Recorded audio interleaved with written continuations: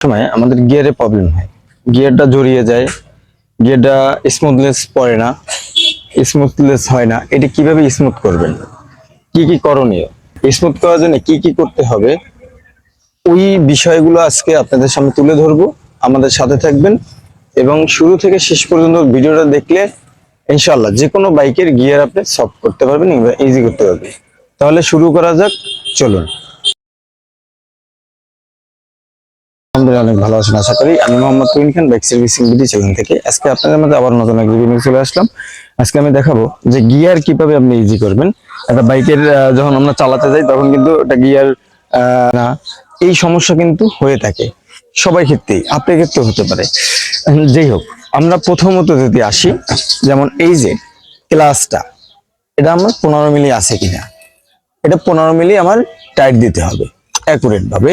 15 মিলি না দিলেও এই যে ফন্স রাখতে হবে হালকা, মানে 15 মিলি আপনার মেপেও নিতে পারেন, কিন্তু হাতের আন্দাজেও দিতে পারেন।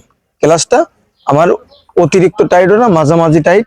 পরে আপনি ক্লাস টাইট দেওয়ার পরে তারপর আপনি যেটা দেখতে হবে সেটা হচ্ছে চেন, হোল চেন আমার অ্যাকুরেট আছে কিনা, 20 থেকে 30 mm এর ভিতরে আছে কিনা। এই জায়গায় কিন্তু দেওয়া থাকে প্রত্যেকটা গাড়ির, এই জায়গায় সবকিছু দেওয়া থাকে, হাওয়া, তারপরে আপনার চেন কতটুকু দিবে, ব্রেক কতটুকু টাইট দিবে, সবকিছু এভরিথিং এই জায়গায় কিন্তু স্টিকারটা দেওয়া থাকে। এই জায়গা থেকে দেখে নেবেন, চেন দেখবেন, তারপর আপনি দুইটা হাওয়ার প্রেসার দেখবেন, চাকার হাওয়ার যে প্রেসারটা ওটা দেখবেন, তারপরে আপনার যে ঘাট, এই ঘাটটা দেখতে হবে, তারপরে যে গিয়ারের যে পজিশন, এই যে পজিশনটা কোন লেভেল আছে, এই যে এই লেভেলে আছে, এটা কিন্তু ঠিক আছে। তারপর এই জায়গায় দেখতে হবে যে মানে কোনো গ্রিস ট্রিস দেওয়া আছে কিনা, এই জায়গায় কিন্তু একটু গ্রিস দিতে হবে, এটা ইজি করে নিতে হবে, ঠিক আছে। ইত্যাদি এইগুলা। আর যখন আপনি চেনটা টাইট দিবেন তখন একটা মানুষ উঠাবেন, উঠানোর পরে দেখবেন আপনার চেনটা কতটুকু ফ্রি প্লে আছে। যদি ফ্রি প্লে ঠিকঠাক ভাবে না থাকে তাহলে কিন্তু আপনার গিয়ারটা সফট হবে না। আর আমি যেটা দেখাইছি, প্রথমত আমি যেটা দেখাইছি সেটা হচ্ছে ক্লাস 15 মিলি রাখবেন। ক্লাস রাখবেন কত, 15 মিলি। তারপর আপনার চেন হয়েছে 20 থেকে 30 mm এর ভিতরে, ঠিক আছে। হাওয়া অ্যাকুরেট রাখবেন, সামনের চাকার হাওয়া অ্যাকুরেট রাখবেন, ঘাটটা ঠিক রাখবেন, তাহলে আপনার গিয়ারটা সঠিকভাবে ইজি হবে ইনশাল্লাহ।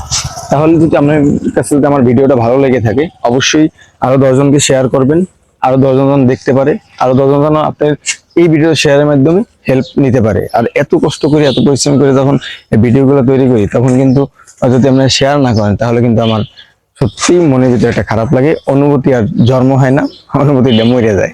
যাই হোক, আপনাদের পাশে আছি, যে কোনো কাজ যদি চান করাতে পারবেন। তাহলে ভালো থাকেন, আসসালামু আলাইকুম।